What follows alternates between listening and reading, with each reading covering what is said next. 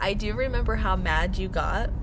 And then I was like, oh no, something happened. Something really happened. So then I, being like your little shadow at the time, was like, oh, we're mad. We're really mad now. And I remember yelling and screaming, and I was like, I don't even know what I'm mad about, but she's mad and you're a jerk. And it just kind of like unraveled. And he was a jerk.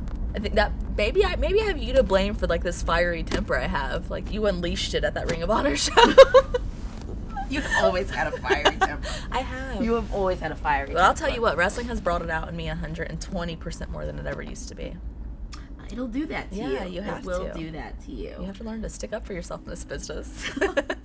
Learn how to wrestle, number one. Just learn how to wrestle.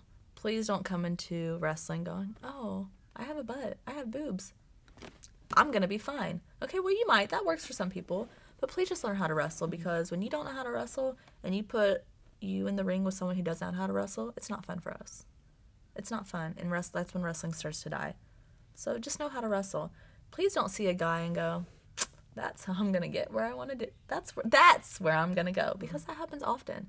So then you have girls who have busted their asses learning how to wrestle and put their entire body in it and their heart, and this girl who's been around for a cup of coffee has done just as much as them, quite frankly, because of the guy they are dating. Is anything specific, like what those problems are?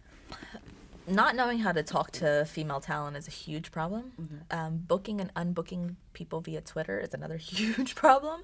So it's one of those, there's no communication. Last minute, everything's changing because I booked this girl. No, she didn't know you booked her. She didn't check her social media that day. Yeah.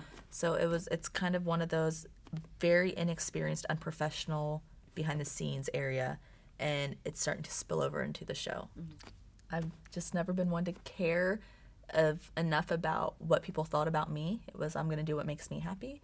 I'm going to do what I need to do to succeed, which is what you have to do. And okay, if I have to punch a few girls I like in the face along the way, well, I guess it's going to happen. Mm-hmm. It was one of those. So